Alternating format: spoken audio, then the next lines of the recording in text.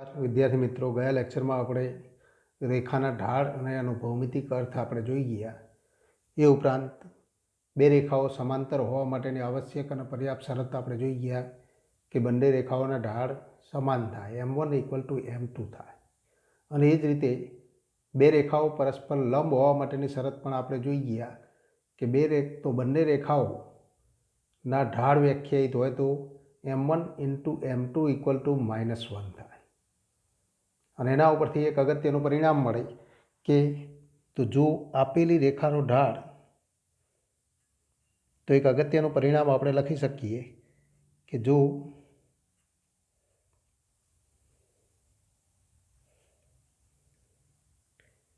આપેલ રેખાનો ઢાળ m હોય તો તેને લંબ હોય તેવી રેખાનો ઢાળ m તો =1/m મળે, જ્યાં m ≠ 0. એટલે કે આપેલી રેખા સમક્ષિતિજ ન હોય તો એવી રેખાને લંબ રેખાનો ઢાળ આપણે મેળવી શકીએ. એ એનો વિરોધી અને વ્યસ્ત થાય.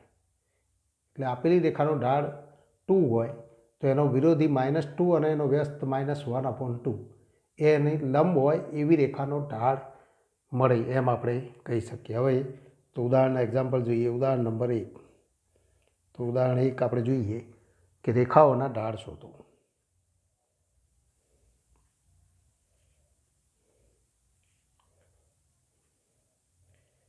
તો એના માટે આપણને બિંદુઓ આપેલા છે રેખા ઉપરના. તો એમાં એક્ઝામ્પલ એ 3 - 2 અને -1 4. તો આ બે બિંદુમાંથી પસાર થતી રેખા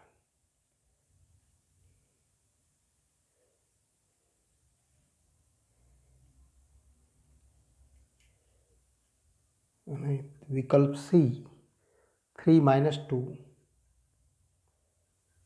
અને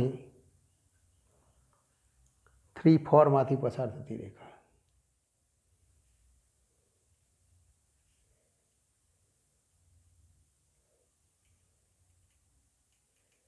તો આને આપણે ઢાળ મેળવવા છે. આન્સર એનો તો આપણે આન્સર જોઈએ કે અહીં બે બિંદુઓ આપણને આપેલા અને બે બિંદુઓ આપેલા હોય તો એમાંથી પસાર થતી રેખાનો ઢાળ આપણે મેળવી શકીએ 3 - 2 અને -1 4. આ બે બિંદુમાંથી પસાર થતી રેખાનો ઢાળ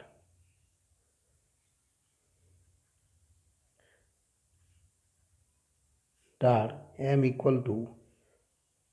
તો એના માટેનું સૂત્ર આપણે જોઈ ગયા કે y2 - y1 એટલે કે 4 - -2/x2 - x1. તો એ જ ક્રમમાં એક્સિયમનો તફાવત લો, -1 તો -3 અને = 4 + 2 એટલે કે 6/-4 અને =-3/2. તો એ માગેલો ઢાળ થાય. બી માટે આપણે જવાબ લખીએ. એ જ રીતે 3 - 2 અને 3 4 આ બે બિંદુમાંથી પસાર થતી રેખાનો ઢાળ m = તો ફરી આપણે લખી શકીએ y2 - y1. તો એ સૂત્રથી આપણે ગણતરી કરીએ તો 4 - -2/3 તો 3. અહીંયા આપણે જોઈ શકીએ છીએ કે એક્સિયમ સમાન, અને એક્સિયમ સમાન હોય ત્યારે તો આપણે લખી શકીએ =6/0. એટલે કે તો વ્યાખ્યાયિત નથી. તો આપણે લખી શકીએ જે વ્યાખ્યાયિત નથી તો =j.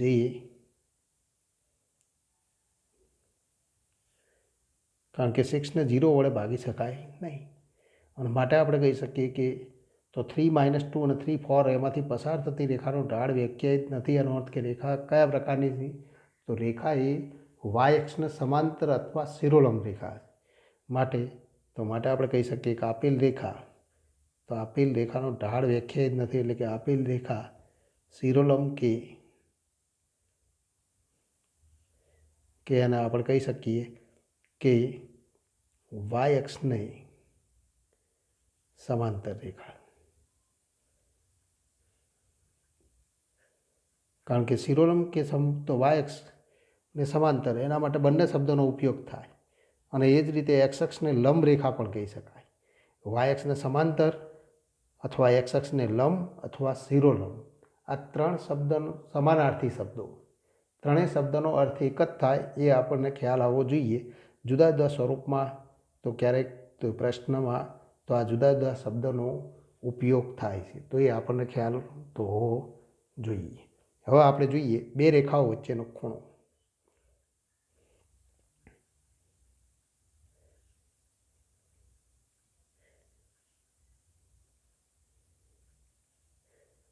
તો બે રેખાઓના ઢાળ આપણે વ્યાખ્યાયિત કરેલા હોય અથવા જાણતા હોય, તો એવી બે રેખાઓ વચ્ચેના ખૂણાનું માપ આપણે મેળવીશું. પણ એના માટે તો ક્યારેક તો એક રેખા સમક્ષિતિજ હોય અને બીજી શિરોલંબ રેખા હોય તો એના વચ્ચેનો ખૂણો π/2 થાય, એટલે કે તો એના વચ્ચેનો ખૂણો કાટખૂણો થાય. પણ સમતલમાં તો આપણને તો એકથી વધુ સ્વરૂપમાં તો રેખાઓ મળે.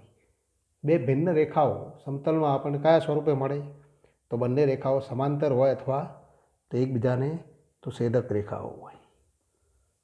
તો બે રેખાઓ વચ્ચેના ખૂણાના માપ એમના તો ઢાળની મદદથી આપણે મેળવવા. જો બંને રેખાઓ સમાંતર હોય તેવી બે રેખાઓ વચ્ચેનો ખૂણાનું માપ તો 0 લેવામાં આવે. પણ અહીંયા આપણે ગણતરી કરીએ. ધારો કે L1 અને L2 બે રેખાઓ લઈએ. ધારો કે રેખાઓ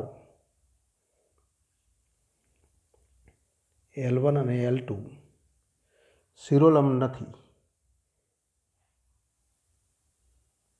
તો L1 અને L2 શિરોલંબ રેખાઓ નથી.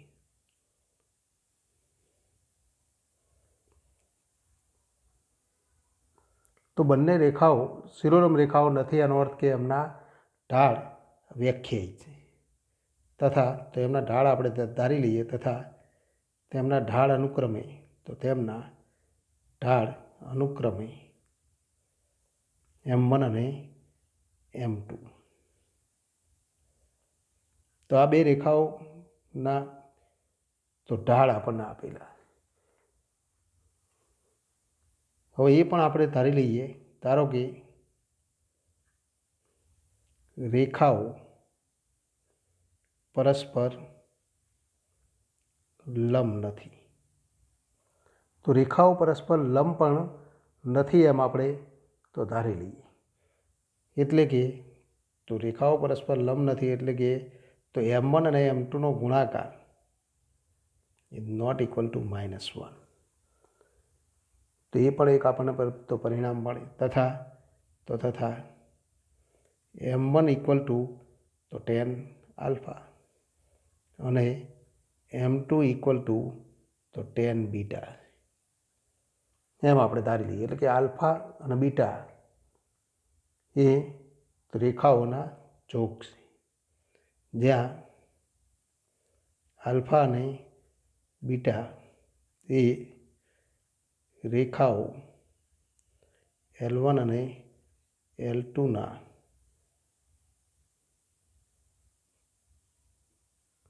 તો જોગ છે. અહીંયા તો અનુક્રમે એટલે કે ક્રમ પ્રમાણે આલ્ફા એ L1નો જોગ છે, બીટા એ રેખા L2નો જોગ છે. માટે તો M1 equal to tan alpha અને M2 ઇક્વલ ટુ તો tan બીટા થાય. હવે બે રેખાઓ વચ્ચેનો ખૂણો કોને કહીશું? તો બે રેખાઓ આપણને આપેલી હોય, તો આ બે રેખાઓ આ ધારો કે તો L1 અને આ બીજી રેખા તો L2. તો બે રેખાઓ વચ્ચે 4 ખૂણાઓ તો રચાય. સામસામેના ખૂણાઓની જોડને આપણે એકરૂપ અભિકોણની જોડ કહીએ. તો એવી બે એકરૂપ અભિકોણની જોડ મળે અને એ બંને જોડ એકબીજાના પૂરક કોણ થાય. તો અને પૂરક કોણ થાય તો એ બંનેને તો બે રેખાઓ વચ્ચેના ખૂણા કહેવાય. જો એક ખૂણો થીટા હોય તો બીજો ખૂણો તો ફાઈ, તો ફાઈ લઈએ તો phi equal to 180 minus theta મળે. તો આપણે કહી શકીએ બે તો છેદક રેખાઓ પરસ્પર છેદક રેખાઓ વચ્ચે રચાતા ચાર ખૂણાઓ પૈકી એકરૂપ અભિકોણની બે જોડ મળે. જો એક અભિકોણનું માપ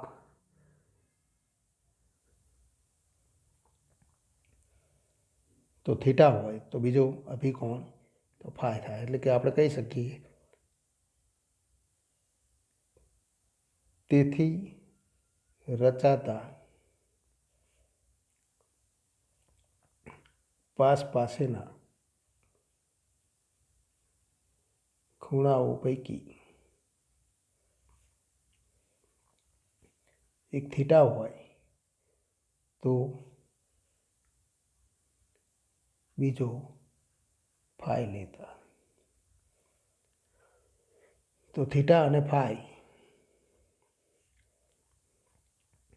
એ એકબીજાના તો પૂરક કોણ થાય. કારણ કે રૈખિક જોડ બનાવે. પૂરક કોણ થાય કારણ કે રૈખિક જોડ બનાવે. રૈખિક જોડ હોવાથી આપણે કહી શકીએ એકબીજાના પૂરક કોણ થાય એના માટે ફાઈ ઇક્વલ ટુ 180 માઇનસ તો થીટા. તો આવું એક પરિણામ મળે. હવે તો આપણે જોઈએ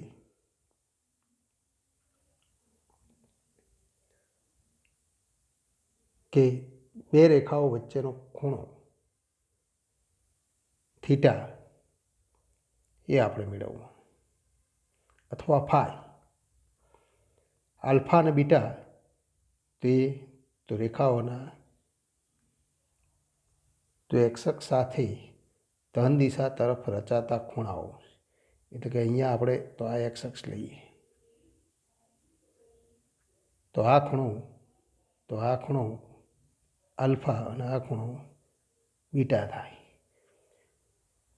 અને આકૃતિ પરથી આપણે તો આવા જુદા જુદા સ્વરૂપમાં તો આલ્ફા બીટા અને થીટા વચ્ચેનો સંબંધ મેળવી શકીએ. અને માટે તો થીટા ઇક્વલ ટુ આપણે કહી શકીએ કે તો બીટા માઇનસ આલ્ફા. તો આકૃતિ પરથી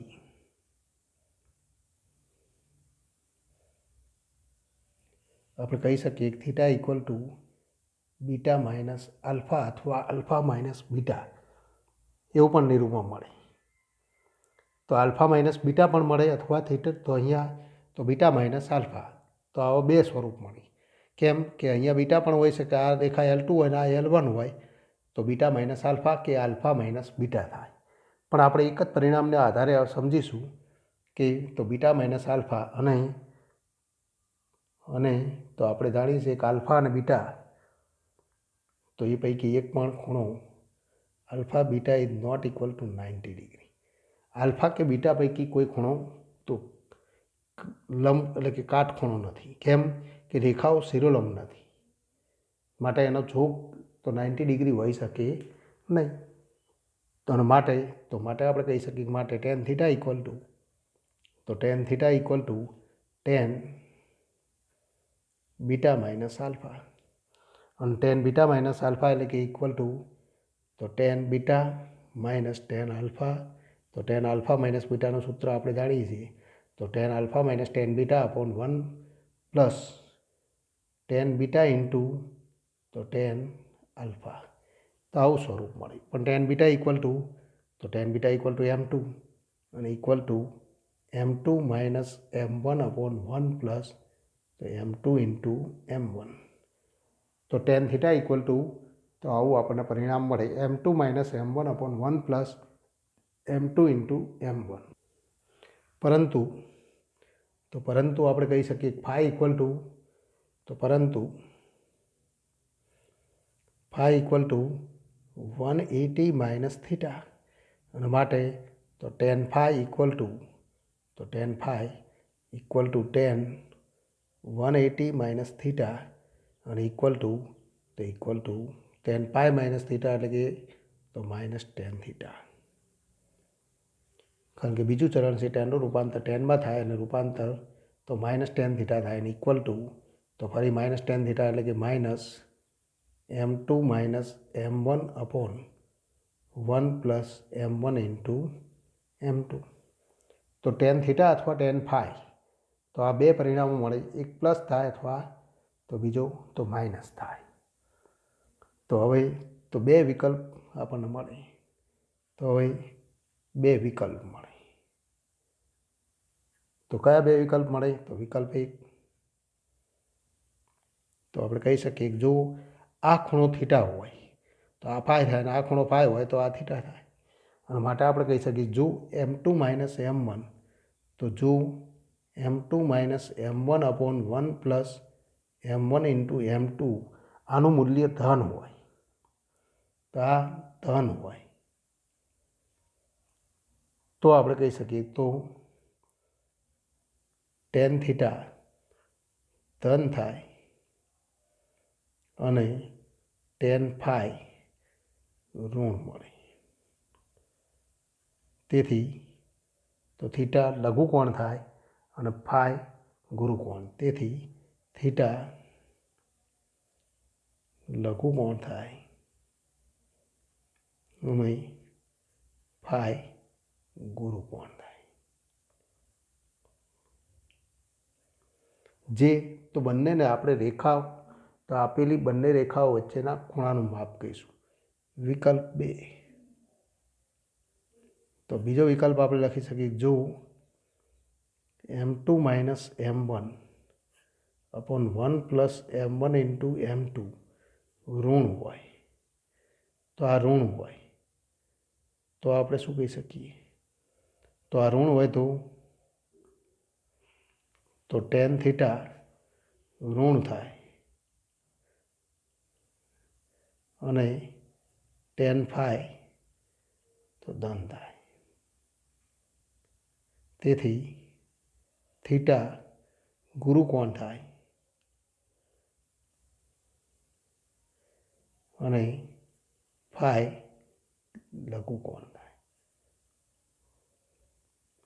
પણ આ બંનેનું સંયુક્ત સ્વરૂપ આપણે લખી શકીએ કે તો વ્યાપકપણે આપણે લખી શકીએ કે આમ તો બે રેખાઓ તો L1 અને L2ના ઢાળ M1 અને M2 હોય તો એમના વચ્ચેના લઘુકોણનું માપ થીટા હોય તો આપણે તો સીધું નિરૂપણ લખી શકીએ tan થીટા તો આનું મૂલ્ય ધન થાય તો એને ધન સ્વરૂપમાં લખીએ ત્યારે માનાંક સ્વરૂપે લખી શકીએ. તો આમ આપણે કહી શકીએ કે આમ જો બે રેખાઓ L1 અને L2ના ઢાળ અનુક્રમે M1 અને M2 હોય તથા તો તેમની વચ્ચેના લઘુકોણનું માપ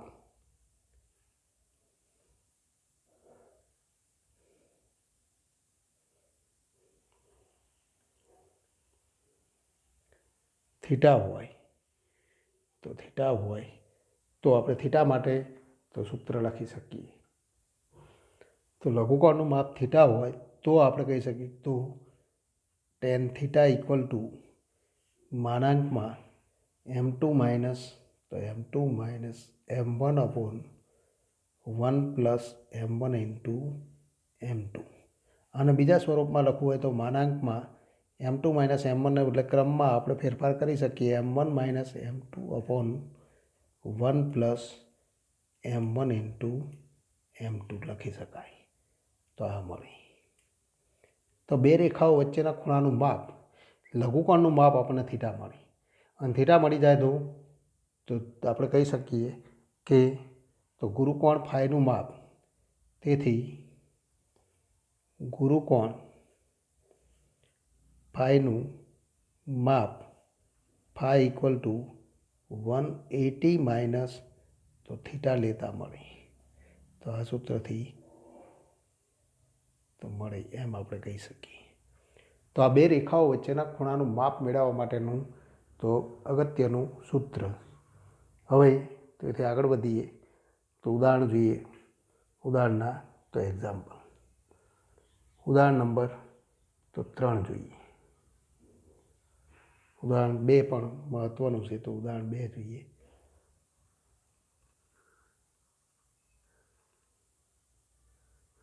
ઉદાહરણ નંબર 2. બે રેખાઓ વચ્ચેના ખૂણાનું માપ π/4 હોય.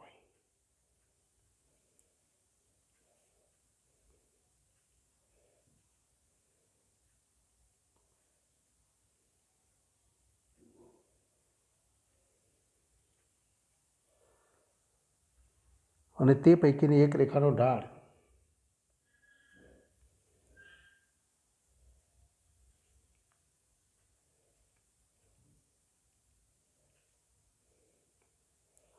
(1/2) હોય તો બીજી રેખાનો ઢાળ શોધો.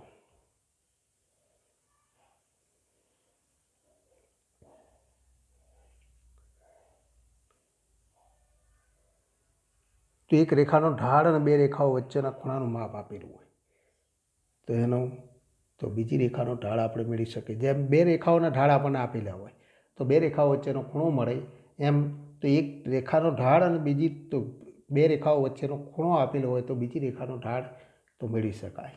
અહીં આપણને આપેલું છે કે અહીં બે રેખાઓ વચ્ચેનો ખૂણો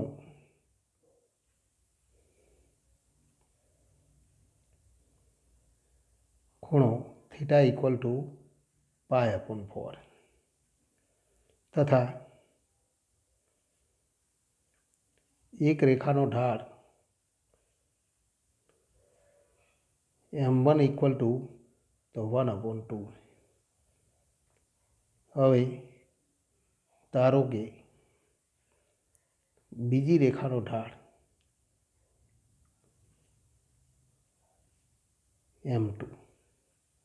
m2 ઇક્વલ ટુ m લો અથવા m2. તો m2 ઇક્વલ ટુ તો આપણે આ m2 સંકેત લખીએ તો m2 ઇક્વલ ટુ m, પરંતુ તો tan થીટા ઇક્વલ ટુ તો આપણે જોઈ ગયા માનાંકમાં તો m1 minus m2/1 plus m1 into m2. તો બે રેખાઓ વચ્ચેના ખૂણાનું માપ મેળવવા માટેનું આ સૂત્ર છે. તો માટે આપણે લખી શકીએ tan π/4 અને ઇક્વલ ટુ m1 તો પહેલી રેખાનો ઢાળ 1/2 માઇનસ m અપોન બીજી રેખાનો ઢાળ m લીધો છે તો 1 પ્લસ m1 ઇન્ટુ m2 એટલે કે 1 પ્લસ m ઇન્ટુ 1/2 એટલે કે m/2. તો આવું પરિણામ મળે માટે tan π/4 ઇક્વલ ટુ 1.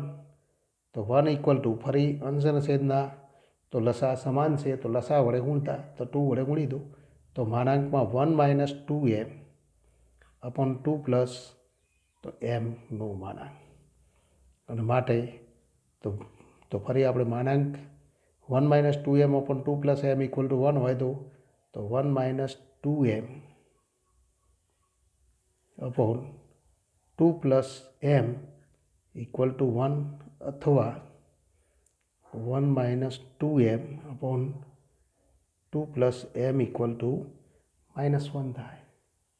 કારણ કે માનાંક દૂર કરીએ તો માનાંક x ઇક્વલ ટુ 1 તો x equal to plus or -1 તો x ઇક્વલ ટુ 1 અથવા x ઇક્વલ ટુ -1 અને માટે તો 1 માઇનસ 2m અને ઇક્વલ ટુ તો 2 પ્લસ m અથવા 1 minus 2m equal to -2 minus m અને માટે તો 2m પ્લસ m એટલે કે 3m અને ઇક્વલ ટુ 1 માઇનસ 2 એટલે કે -1 અથવા 2m માઇનસ m તો m અને ઇક્વલ ટુ -2 ને આ બાજુ લાવો તો ઇક્વલ ટુ 3 અને માટે તો m ઇક્વલ ટુ -1/3 અથવા m ઇક્વલ ટુ 3. તો માટે આપણે કહી શકીએ માટે બીજી રેખાનો ઢાળ માટે તો બીજી રેખાનો ઢાળ -1/3 અથવા તો 3 મળે. તો બીજી રેખાનો ઢાળ -1/3 અથવા 3 તો હોઈ શકે, એમ આપણે કહી શકીએ. તો એથી આગળ વધીએ. 3 બિંદુઓની સમરેખતા. 3 બિંદુઓ સમરેખ છે એવું ક્યારે કહી શકાય? તો આપણે જાણીએ છીએ કે બે સમાંતર રેખાઓ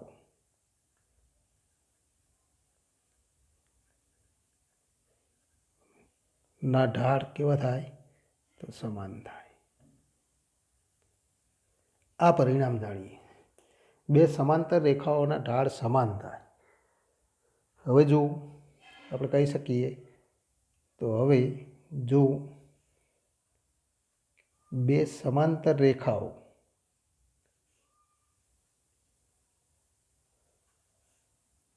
તો એક સામાન્ય બિંદુમાંથી, એટલે કે એક જ બિંદુમાંથી પસાર થતી હોય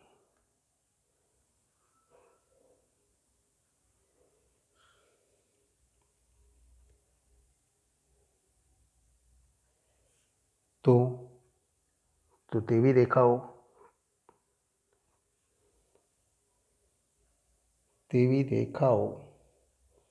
સંપાતી રેખાઓ.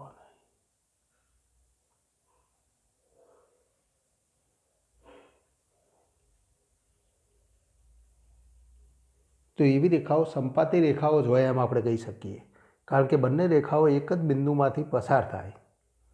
ઢાળ સમાન છે માટે સમાંતર હોય, અને જો એક બિંદુ સામાન્ય હોય તો બે સમાંતર રેખાઓ પરનું એક બિંદુ સામાન્ય હોય તે બંને રેખાઓ એક જ રેખા થાય, એટલે કે તો એક જ રેખા એટલે કે એને આપણે સંપાતી રેખાઓ કહીએ.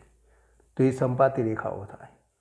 આથી આપણે કહી શકીએ કે યામ સમતલમાં જો કોઈ 3 બિંદુઓ આપણને આપેલા હોય અને 3 બિંદુઓમાંથી તો તેથી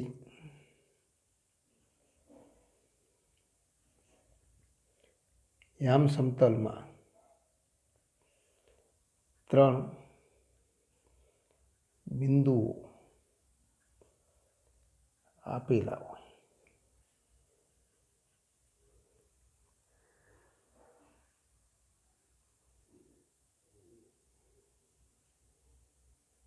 એટલે કે ABC સમતલના બિંદુઓ હોય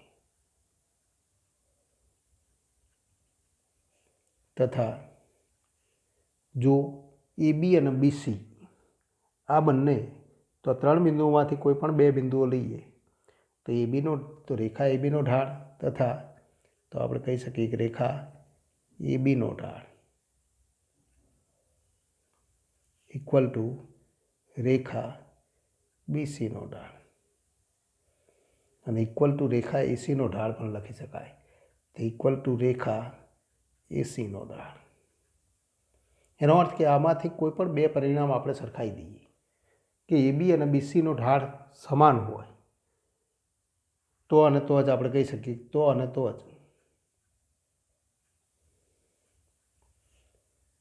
જ 3 બિંદુઓ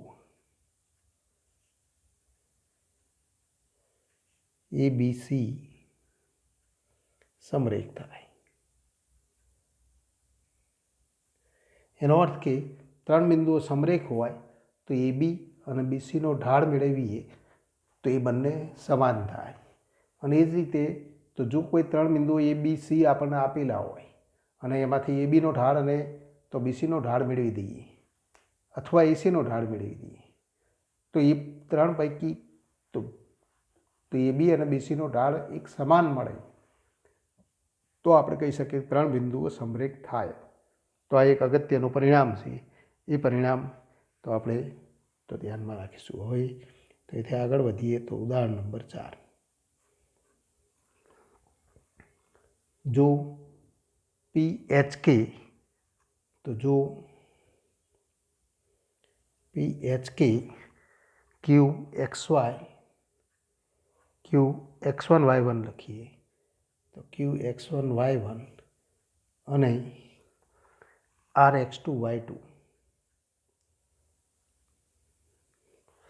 ત્રણ બિંદુઓ સમરેખ બિંદુઓ હોય. સમરેખ બિંદુઓ હોય તો સાબિત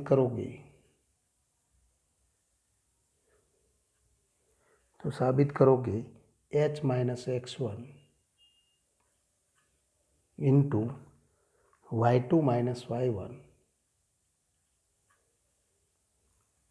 and equal to K minus तो Y1 into X2 minus तो X1. આન્સર. અહીં ત્રણ બિંદુઓ આપણને આપેલા છે. ત્રણેય બિંદુઓ સમરેખ બિંદુઓ એક રેખા ઉપર. તો અહીંયા આપણે ધારો કે કોઈ એક રેખા લઈએ. આ રેખા ઉપર તો એક બિંદુ આપણને આપેલું છે P, તો HK, Q, XY, X1, Y1 અને તો R, X2, Y2.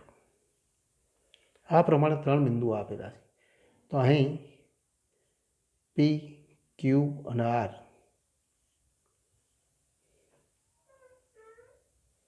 સમરેખ બિંદુઓ. તો આ સમરેખ બિંદુઓ છે માટે તો આપણે કહી શકીએ PQ નો ઢાળ બરાબર QR નો ઢાળ. તો માટે તો PQ નો ઢાળ તો રેખા તો માટે આપણે લખી શકીએ કે રેખા PQ નો ઢાળ ઇક્વલ ટુ રેખા QR નો ઢાળ. માટે પણ રેખા PQ નો ઢાળ તો આપણે લખી શકીએ કે X1 તો H માઇનસ X1 તો આપણે આ ક્રમમાં લખીશું. X1 માઇનસ H લખો તો પણ વાંધો નથી, તો Y1 માઇનસ K લખો, પણ K માઇનસ Y1 તો K minus Y1 upon H minus X1 તો એના Y યામનો તફાવત એ જ ક્રમમાં X યામનો તફાવત અને ઇક્વલ ટુ રેખા Q તો QR નો ઢાળ તો X2 માઇનસ તો Y2 માઇનસ Y1 અપોન તો X2 માઇનસ X1 અને માટે તો ફરી પદોને ગોઠવી દઈએ તો K માઇનસ Y1 તો K minus Y1 into X2 minus X1 અને ઇક્વલ ટુ તો ક્રોસ ગુણાકાર કરીએ તો equal to H minus X1 into Y2 minus Y1. તો માટે તો આ ક્રમને ઉલટાવી દઈએ તો માગેલું પરિણામ મળે. એટલે માટે તો H minus X1 into Y2 minus Y1 equal to તો K minus Y1 into X2 minus તો X1 જે તો માગેલ તો પરિણામ. તો આ રીતે આપણે પરિણામ મેળવી શકીએ. ત્રણ બિંદુઓ સમરેખ હોવા માટેની શરત આપણે જોઈ ગયા, એના આધારે તો આ ગણતરી કરી શકાય.